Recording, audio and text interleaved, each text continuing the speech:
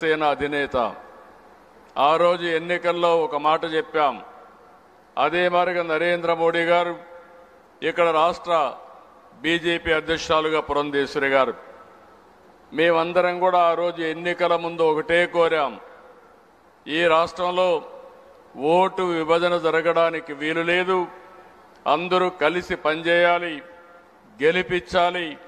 ఈ గెలుపు మా కోసరం కాదు, ఈ రాష్ట్ర భవిష్యత్తు కోసరం అని మేము పిలిపిస్తే ఆ రోజు బ్రహ్మాండంగా పనిచేసి అందరూ గెలిపించారు.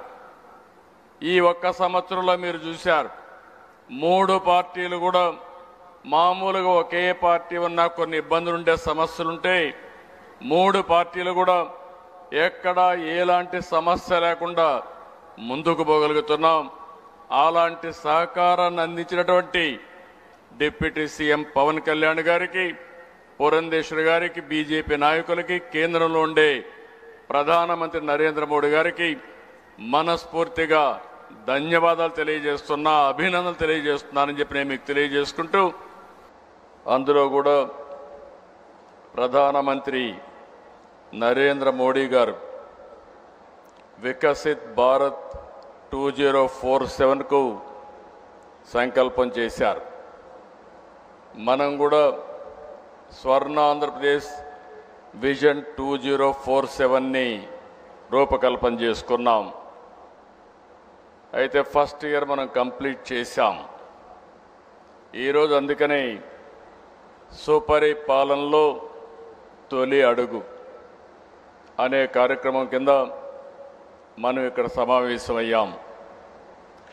ఎప్పుడు కూడా ప్రభుత్వ పాలన అనేది ఈరోజు ఇక్కడ మీరు చూశారు. మేము 3 పార్టీలు ఇక్కడ ఉన్నామంటే దానికి కారణం ప్రజలు అధికారం ఇచ్చారు.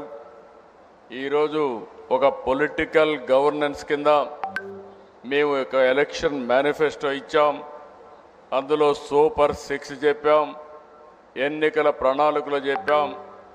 ప్రజలు ఆమోదించి 94% ఈ కూటమి అభ్యర్థులు గెలిపించారంటే అది ప్రజలు ఈ కూటమి పైన పెట్టుకున్నటువంటి అభిమానం అని చెప్పి కూడా నేను మీకు తెలియజేస్తున్నా.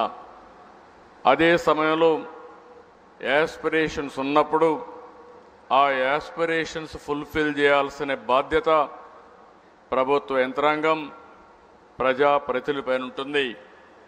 ఆ విషయాలే ఒక్కసారి మాట్లాడుకుని, ఇంత మునిపే మిత్రులందరూ మాట్లాడారు.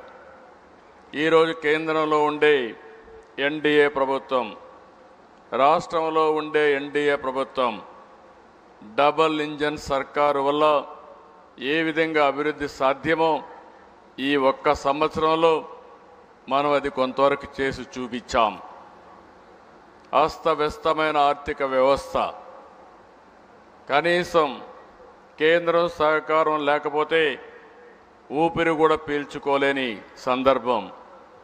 ఆ రోజు ఎన్డీఏ ప్రభుత్వం చాలా స్పష్టంగా చెప్పాం, విధ్వంసం నుంచి రాష్ట్రాన్ని కాపాడతాం, అదే మరి పునర్నిర్మాణ దిశగా ఈ రాష్ట్రాన్ని ముందుకు తీసుకుపోతామని చెప్పి ఈ ఒక్క సంవత్సరం తొలి అడుగు మాత్రం నేను ఒకటే మీ అందరికీ విజ్ఞప్తి చేస్తున్నా. ఏదో అన్నీ చేసేసామని నేను చెప్పడం లేదు, కానీ ఊహించిన దానికంటే ఎక్కువ చేయగలిగాం. ఈరోజు మీరందరూ ఊహిస్తే నేను 4వసారి ముఖ్యమంత్రి పదవి నాకు కొత్త కాదు.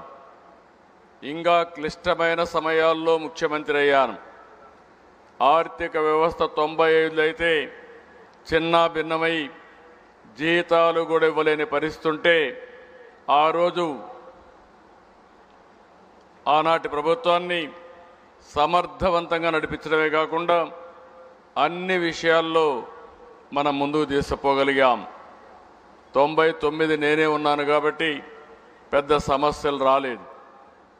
2014లో రాష్ట్రం విభజనై కూర్చోవడానికి ప్లేస్ లేకపోతే ఇక్కడ నేను వచ్చాడు బస్సులో కూర్చొని పరిపాలన ప్రారంభించాం.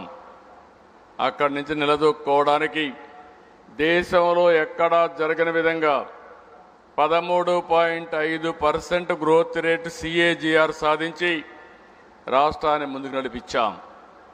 2019 నుంచి అన్నీ మనం చూసాం. కష్టాలన్నీ మనవాళ్ళు చెప్పారు. నేను ఆ విషయాలకు పోవడం లేదు. ఎక్కడ మన ప్రయాణం ప్రారంభమైంది, ఏం చేశాం, ఏం చేయబోతున్నామో అవన్నీ కూడా ఒకసారి సమీక్ష చేసుకోవడానికి ఈ కార్యక్రమం పెట్టాం. ఏజీఆర్ సాధించి రాష్ట్రాన్ని ముందుకు నడిపించాం. 2019 నుంచి అన్నీ మనం చూసాం. కష్టాలన్నీ మనవాళ్ళు చెప్పారు. నేను ఆ విషయాలకు పోవడం లేదు. ఎక్కడ మన ప్రయాణం ప్రారంభమైంది, ఏం చేశాం, ఏం చేయబోతున్నామో అవన్నీ కూడా ఒకసారి సమీక్ష చేసుకోవడానికి ఈ కార్యక్రమం పెట్టాం. ఈ కార్యక్రమానికి వచ్చిన మిమ్మల్ని అందరినీ మనస్ఫూర్తిగా అభినందిస్తున్నాం. ఇప్పుడే మన నాయకులు చాలామంది చెప్పారు. ఈరోజు డిప్యూటీ సీఎం గారు